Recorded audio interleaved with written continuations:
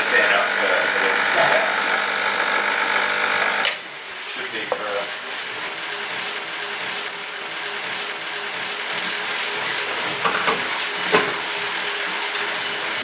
Right, what's your name? Where'd you come from? Coach Ken. Hi, Ken. Of Buckley Performance Coaching. Yeah. Here to do a couple of ramp tests for George and Jess. Yeah. See where their fitness is at, do some blood lactate sampling, and make sure that the training that we're going to set for them over the next few months is specific to them, and make sure they're going in the right direction. Banging. Sounds great. So we're doing a ramp test, and we'll start off super easy because we're looking for two different points within the test. The first one is the point where you start to produce blood lactate. The second one is the point where you start to produce more blood lactate than you can get rid of. Okay. Commonly known as threshold, FTP, whatever you want to call it. Yeah, pain. The point I'm trying to pick out in the test is your maximal steady state. So the hardest you can go where everything remains the same in terms of blood lactate. You're getting rid of the same amount as you're producing. As soon as you start to work above that point, you're starting to go into the red, you're starting to use your anaerobic work capacity. So there is a slight difference between what you would get in terms of training zones from a best effort test and looking at your lactate steady state. Hey, fatty boom boom, fatty boom boom, hey, fatty boom boom. He's a horrible poo-poo head. You're up first. Cool. You ready? Yeah. You're gonna love this. Actually, yeah. I like this kind of thing. I like sports science. So you've not done an indoor test on the bike before, have you? No. You've done lab tests at running, but not on a bicycle. Yeah. Be good to have numbers and like structure. Let's do some science. Let's do some science with Ken. Taking the first sample of blood before she starts pedalling. Yeah, get a baseline lactate reading before we start doing any riding. Roger that. So, this is the most painful bit of the day. Diabetic people have to do that all the time. Yeah, it's the same Same deal. thing, isn't it? Oh, it's so bloody. It's basically the same monitor, but we're looking at lactate rather than blood glucose. We'll do 3-minute steps for Jess, and we'll go 20 watts each time. And you go to exhaustion. So we want you to go as far as you can into the test and do as much work as possible. So then when we come to repeat the test, we've got a few different things we can look at and compare against last time. We get a nice picture of both the thresholds and your VO2 max power and your anaerobic capacity, so it's an all-encompassing test. The pros would typically split it into two, so they have a much shorter test to get the VO2 max power, then they'd have a much longer profile of test to look at their lactate thresholds. So they'd be doing 5-minute steps up to 10-minute steps. So I don't really like testing by best efforts, but they do have their place. The test really tells you what your 20-minute power is. Yeah. It doesn't tell you how you got there. It doesn't tell you what your FTP is.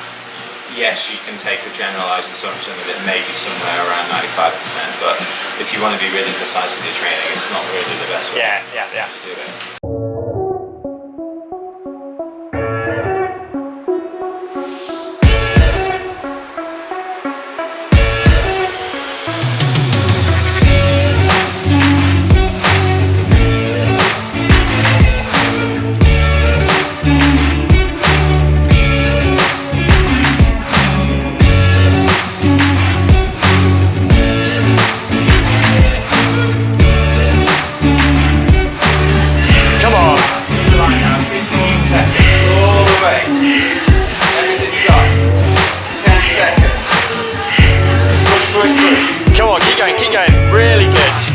Lady Lab record.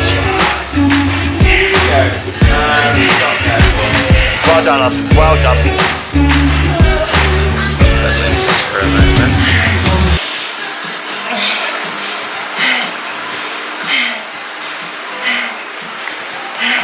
Thank you. I'm just going to take all the resistance off.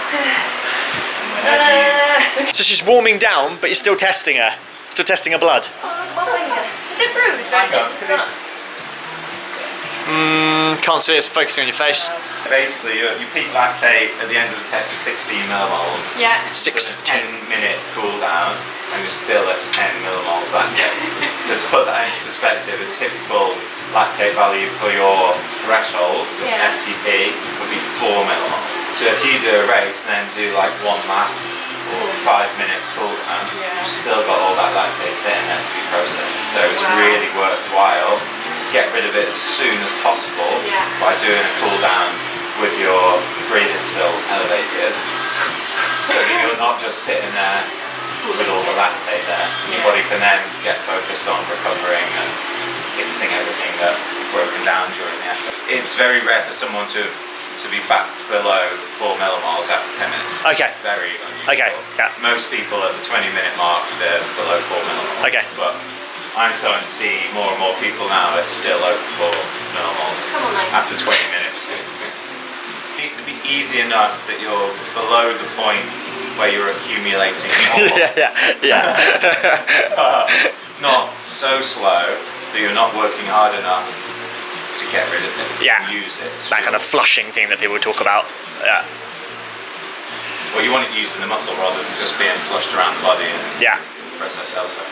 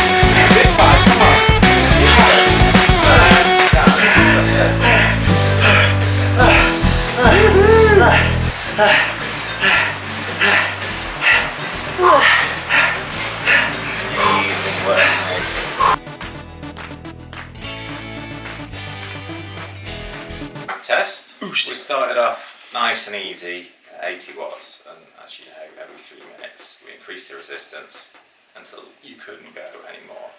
So your baseline lactate before you've done anything, so just what was floating around in the system, was 1.8 millimoles. So typically what you'd expect once you elevate your breathing and your heart rate is for that to go down, because you're starting to use a bit of that lactate. It's floating around the system for aerobic energy production. And what we're looking for is the point where that number starts to rise. As soon as your lactate starts to go up as the intensity increases, that means your anaerobic energy systems, which produce the lactate, are starting to contribute to the effort. And your lactate starts to get the shoulder around the body. So that for you, in terms of intensity and what you're used to and where your perceived exertion is quite low. So there's going to be a lot of room for improvement in terms of using that lactate for energy. Is that what we call LT1? LT1. 150. Yeah, so that's at 1.8 millimoles, but leading up to that, you're at 1.7 and you're at 2.1 millimoles.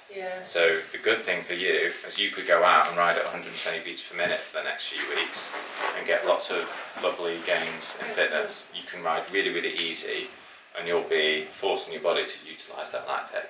That effort, you know that it's working, it's worthwhile time spent, and it feels easy. Great. Training can feel easy and still work. Like, that's okay. It doesn't have to hurt. It doesn't have to be at 176 beats per minute in order for it to work and develop your aerobic capacity. This is where you want to be living. for 80-90% of your riding time. And the difficult bit is going to be keeping the power and the heart rate under 150, 140 when you're riding outside. Yeah. Power under 150 outside, that's going to be hard. Yeah. What I really want you to do when you're riding outside is make sure your heart rate isn't going above 160. Okay. That's like, we don't need to do anything above 160 right now.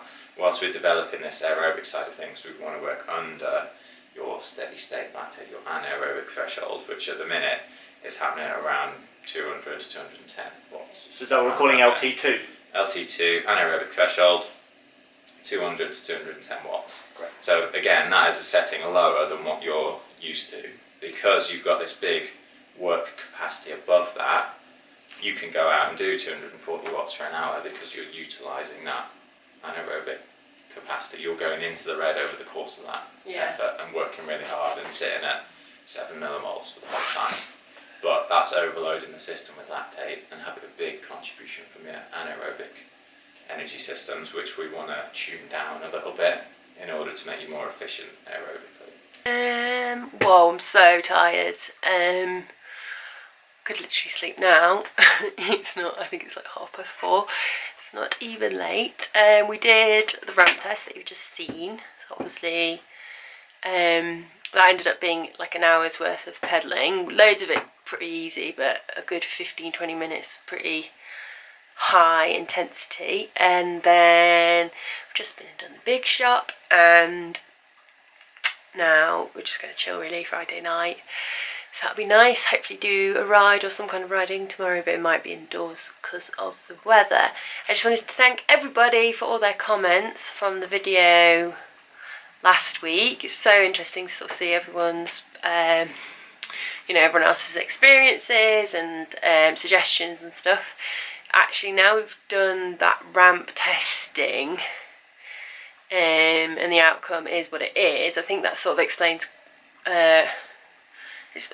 some of it, and I'm hoping that now with like my newfound knowledge, how I'll sort of feel about my riding might change because I've got more control over what I'm doing.